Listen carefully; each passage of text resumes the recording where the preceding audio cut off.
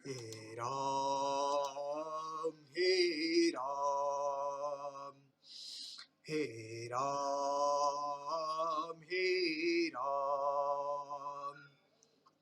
तू अंतर्यामी सबका स्वामी, तू अंतर्यामी सबका स्वामी।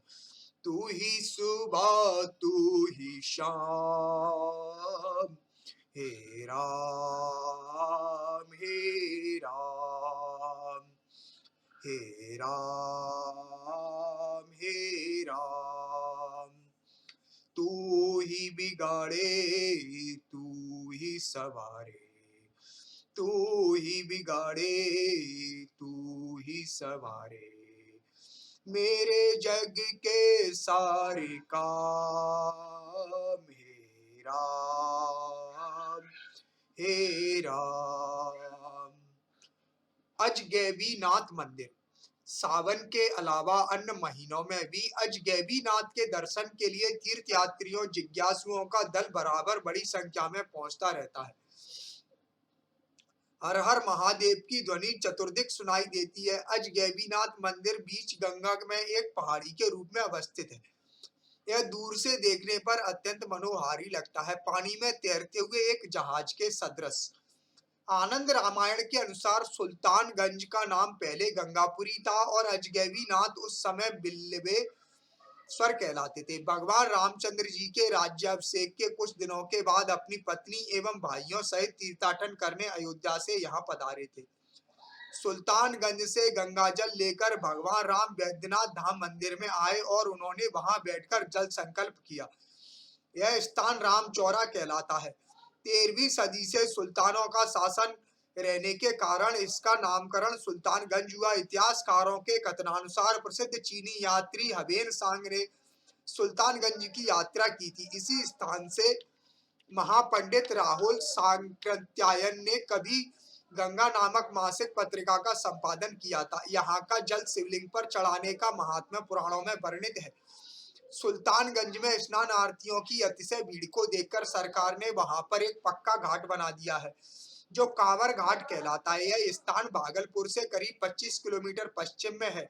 यहाँ पर गंगा उत्तर वाहिनी बहती है। गंगा की धारा इन दिनों तेज रहती है। यहीं पर बीच में खिलौने जैसी पहाड़ी दिखलाई पड़ती है, जिस पर अजगैबीनाथ शिव का मंदिर है। कहा जाता है कि पुराने समय में इसी स्थान पर महर्षि जानू ने आश्रम बनाया था।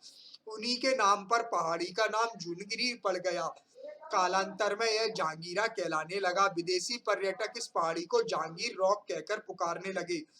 साधु संतों तथा साधकों का तो यह आराधना स्थल बन गया है। आज भी भारत के कोने कोने से ऐसे संत यहाँ पधारते हैं। इस मंदिर के निर्माण संबंधी कुछ दंत कथाएं प्रचलित है। एक कथा प्रसंग के अनुसार लगभग 400 वर्ष पूर्व सुल्तानगंज में हरनाथ भारती तथा केदार भारती नामक दो सन्यासी रहते थे। दोनों गुरु भाई थे। महात्मा हरनाथ भारती प्रतिदिन गंगा स्नान करके बाबा बैद्यनाथ की पूजा करने देवघर आते थे। एक दिन गंगाजल लेकर जब वे सुल्तानगंज से देवघर बाबा धाम चले तो मार्ग में एक ब्राह्मण से भेंट हो गई।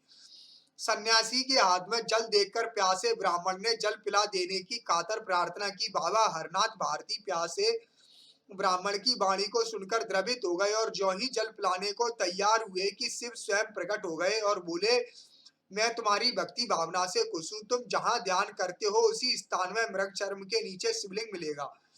और भक्तों के लिए भगवान खुद सुल्तानगंज उत्तर वाहिनी गंगा के पास आ गए। जहां आए वहीं पर अजगैबीनाथ का मंदिर बना। शिवलिंग प्रकट हुआ और जल लेकर देवघर जाने के पहले कांवरियों के लिए अजगैबीनाथ शिवलिंग की पूजा अर्चना एक महत्वपूर्ण विधान बन गया। एक अन्य कथा के प्रसंग में आदिकाल में मंदिर के कोई महंत अजगैबीनाथ मंदिर से देवघर मंदिर को जोड़ने वाले भूगर्भीय मार्ग से प्रतिदिन जल चढ़ाने आया करते थे। उस रास्ते का पता लगाने की कोशिश आधुनिक इंजीनियरों ने बहुत की, लेकिन सफल नहीं हो सके। भूगर्भीय मार्ग का मंदिर के पास खुलने वाला दरवाजा आज भी मौजूद है। कहा जाता है कि औरंगजेब के जमाने में उसके अधीनस्थ किसी मंत्री या सिपहल सिपह सालार ने अजगैबीनाथ मंदिर को तोड़ने की योजना के साथ सुल्तानगंज की यात्रा की थी और मंदिर के तत्कालीन पुजारी ने उससे आग्रह किया कि खुद औरंगजेब का आदेश है कि इस मंदिर को हाथ तक नहीं लगाया जाए। लेकिन मेरे पास कोई आदेश नहीं, तुम झूठ बोलते हो, मंत्री ने आशंका जताई। बदले में पुजारी मंदिर आए, भगवान शंकर को स्मरण किया और अगले क्षण औरंगजेब के दस्तखत के साथ सामने ताम्रपत्र मौजूद था जिस पर मंदिर को हाथ नहीं लगाने का आदेश अंकित था। मंत्री अपनी फौज के साथ वापस लौट गया। शिव की यह महिमा देखकर भक्तगण अभिभूत हो गए। कालक्रम में इस मंदिर की उत्कीर्ण नक्काशियों का अद्भुत सौंदर्य हमारा ध्यान सबसे पहले चौथी सदी की ओर ले जाता है, जिसमें महत्वपूर्ण शेष सैया पर विराम की मुद्रा में विष्णु। पुरातत्ववेत्ताओं की नजर में यह अति विशिष्ट कोटि की कला है और इसे गुप्त काल के उत्तरार्ध का समझा जाता है। अन्य उत्कीर्ण आकृतियों में गंगा महारानी जानवी ऋषि की आकृतियां महत्वपूर्ण हैं। किंवदंती के अनुसार भागीरथी अपनी तपस्या के बल पर पतित पावनी गंगा को इस धरती पर लाए। भगीरथ के रथ के पीछे दौड़ती गंगा सुल्तानगंज पहुंची। जब पहाड़ी पर स्थित जनु मुनि के आश्रम को बहाकर ले जाने पर तुल गई, इससे मुनि क्रोधित हो गए और अपने तपोबल से गंगा को चुल्लू में उठाकर पी गए। अंततः भगीरथ के बहुत अनुनय विनय करने पर मुनि पिघले और अपनी जंगा चीरकर गंगा को बाहर निकाल दिया। मुनि की जंगा से प्रकट होने के कारण गंगा का एक नाम जानवी भी पड़ा। आज भी यहाँ पर माघ पूर्णिमा के अवसर पर भारी मेला लगता है। इस दिन हजारों नर नारियां गंगा में स्नान करके अजगैबीनाथ मंदिर में दर्शन पूजन करते हैं। यात्रियों की सुविधा के लिए बासुकीनाथ में पर्यटक सूचना केंद्र की स्थापना हो गई है। सुल्तानगंज कभी बौद्धों का तीर्थ स्थान रहा है। अजगैबीनाथ पहाड़ी पर जिस परिमाण में हिंदू देव देवियों की प्रस्तर प्रतिमाएं प्राप्त हुई हैं, उसी परिमाण में बौद्ध प्रतिमाएं भी मिली हैं। ईंट के बने प्राचीन मंदिर के भग्नावशेष से शिवलिंग एवं शिलालेख भी मिले हैं। मूर्तियों में उमा महेश्वर, हरिहर, चतुर्भुज, विष्णु, बराह, परशुराम, सूर्य, गणेश आदि हैं।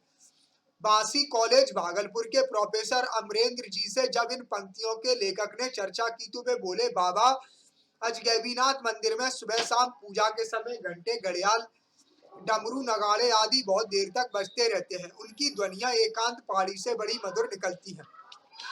यह पहाड़ी संपूर्ण भारत में सचमुच निराली है। इसके दर्शन के लिए यात्रियों को नाव का सहारा लेना पड़ता है।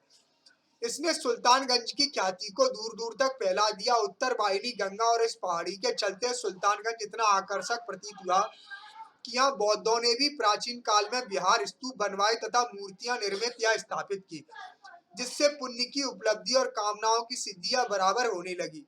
आज अजगैबीनाथ मंदिर में स्नान करके जल व बेलपत्र चढ़ाने का नियम है। यहाँ तक कि मंदिर के भीतर प्रवेश भी स्नान करके ही करना चाहिए। भागलपुर निवासी एक महिला किरण सहाय आकाशवाणी स्टाफ ने मुझसे एक विस्मयकारी घटना का उल्लेख किया है। एक बार वे मंदिर में बिना नहाए प्रवेश कर गई। मंदिर में हाथ में पूजन सामग्री लिए खड़ी हो गई और मूर्ति की ओर लगी निहारने, किंतु सामने कुछ भी दिखाई नहीं दे रहा था। पुजारी ने उसे पूजा करने को कहा, लेकिन वह मूक बनी रही। जब दूसरी बार वह परिवार के सदस्यों के साथ स्नान करके मंदिर में गई तो सब कुछ ठीक था। उसने पूजा की और मंदिर के पुजारी से यह रहस्य पूछा। पुजारी निरुत्तर था। उसे यही एहसास होता है कि पहली बार उसने स्नान नहीं किया था और परिवार के सदस्यों को यह पूछने पर कि स्नान कर चुकी हो, उसने हामी भर दी थी। आज इस मंदिर में आंखों से मूर्तियां नहीं दिखाई पड़ती हैं, रहस्य ही लगता है।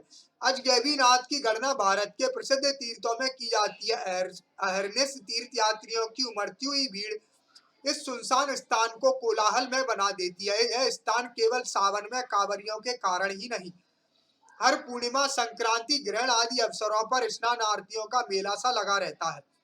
शिवरात्रि के अवसर पर भी दर्शनार्थियों की भीड़ जुटती है तथा इस दिन यहाँ मेला लगता है। वर्ष पर्यंत जिज्ञासुओं अन्वेषकों की वजह से यहाँ का जनजीवन सदा आंदोलित रहता है। जय सीताराम सीताराम सीताराम, जय सीताराम, राधे श्याम राधे श्याम राधे श्याम, जय राधे श्याम। सीताराम सीताराम सीताराम, जय सीताराम, राधे श्याम राधे श्याम।